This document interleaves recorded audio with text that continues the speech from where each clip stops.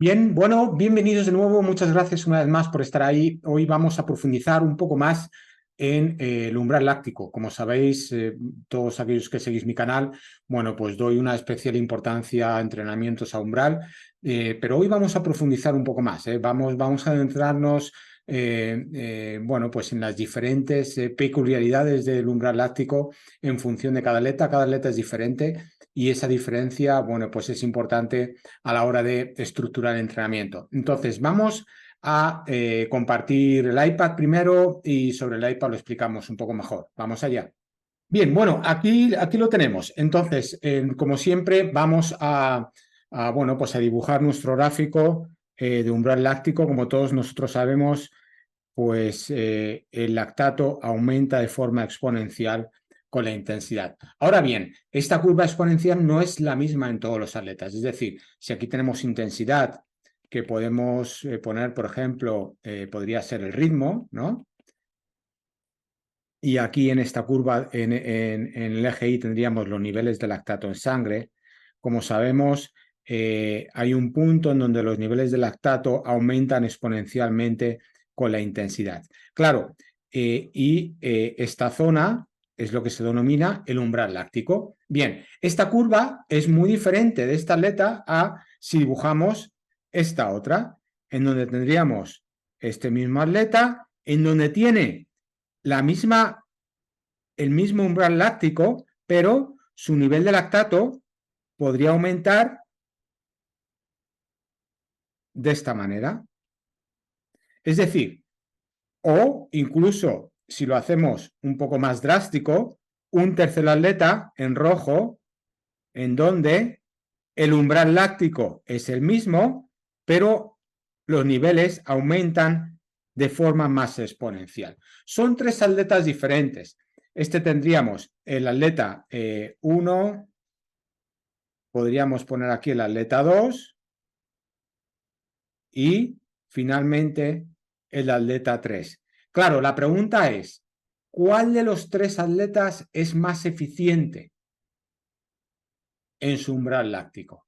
Lógicamente, el más eficiente sería el atleta 3, después el 2 y finalmente el menos eficiente es el 1. ¿Por qué? Imaginad que este umbral láctico puede ser, por ejemplo, vamos a poner 4:15, a ritmo de 4:15.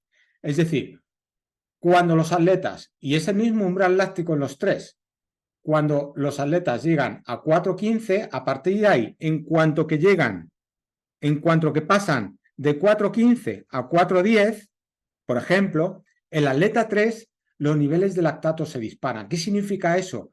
Que va a entrar en una fase más anaeróbica, por lo tanto, va a ser menos capaz de mantener este ritmo de 4:10 y va a llegar a fatiga de forma inmediata. El atleta 2, al pasar de 4:15 a 4:10, bueno, va a poder mantener, va a poder sostener un poco el ritmo, pero de igual manera, en breve, en poco tiempo, va a llegar a fatiga. Sin embargo, la letra 3 va a ser capaz de mantener este ritmo de 4:10 durante más tiempo. Esto es muy importante. ¿Por qué? Porque es capaz de alguna manera de gestionar esos niveles de lactato en sangre, en su cuerpo. ¿De qué manera? Utilizando el lactato como fuente energética, de forma que es capaz de utilizar ese lactato que se va generando como fuente energética y eso le hace más eficiente. Por el contrario, el atleta 1, en cuanto que pasa de ritmo de 4:15 a ligeramente más rápido, enseguida entra en fase anaeróbica y va a llegar, bueno, pues su fatiga. Esto es muy importante y esto, por supuesto, esto es entrenable. Hay atletas que genéticamente pues son más capaces de gestionar mejor el lactato y hay otros que tienen menos predisposición para ello desde el punto de vista genético, pero hay una epigenética, es decir, es entrenable. La gran noticia aquí es que es entrenable.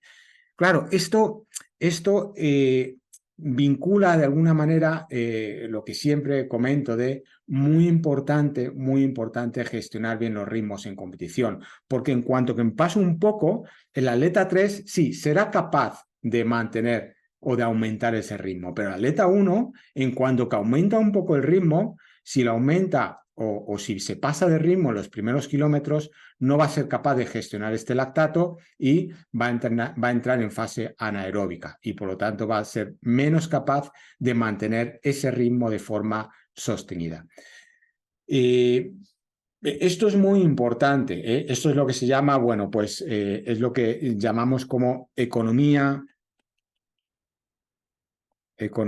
de carrera.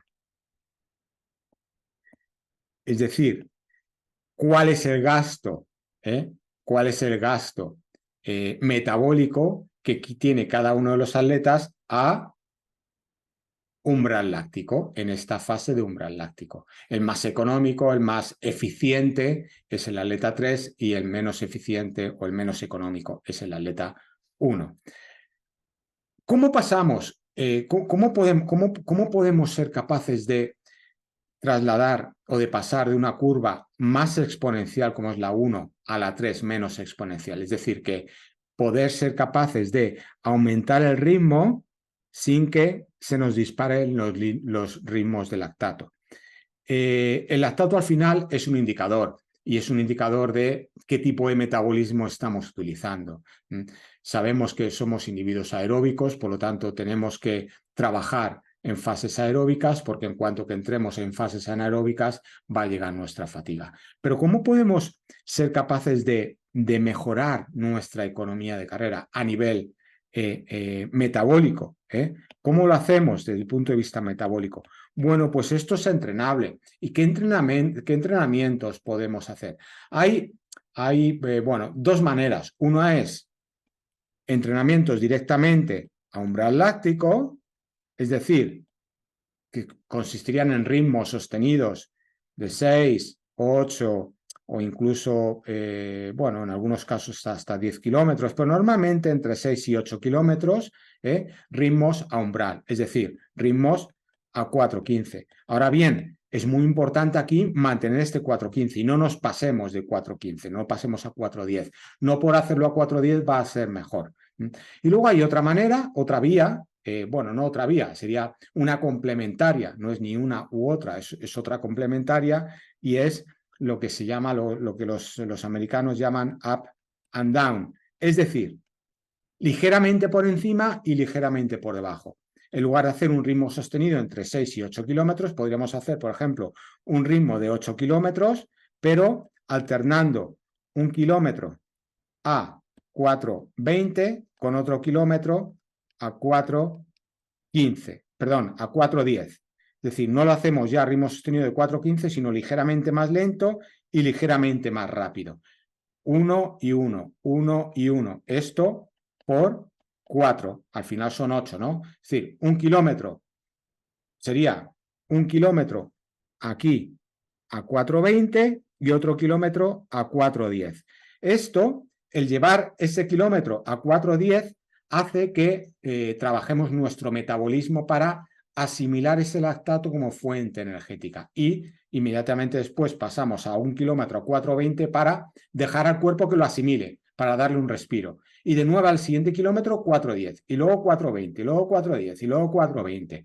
Pero esto evidentemente es muy importante, el up and down, pero primero yo empezaría por aquí. Es decir, no iría directamente al up and down, yo iría aquí a la fase 2 una vez que ya hemos incluso mejorado este umbral láctico. ¿En qué consiste mejorar este umbral láctico? Bueno, en trasladarlo ligeramente hacia la derecha. Aquí podemos estar fácil entre 6 y 8 semanas trabajándolo para posteriormente, e incluso 12 semanas, para posteriormente, ya en una fase más cercana a la competición, pasar pues 2, 4 semanas,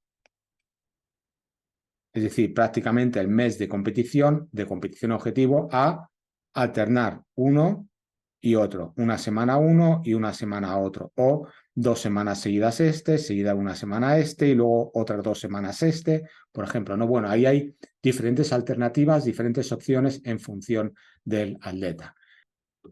Bueno, es un tema muy interesante, ¿eh? El umbral láctico es un concepto fundamental, es un tema muy importante.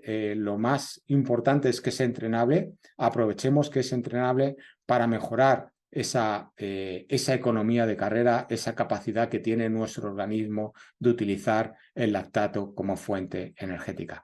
Bueno, mucho ánimo con ello, espero que os haya ayudado y ponerlo en práctica. Os agradecería enormemente que dierais al like y por supuesto que os suscribierais al canal si todavía no lo habéis hecho y que compartáis los vídeos con todos vuestros compañeros de entrenamiento. Gracias y ánimo con ello.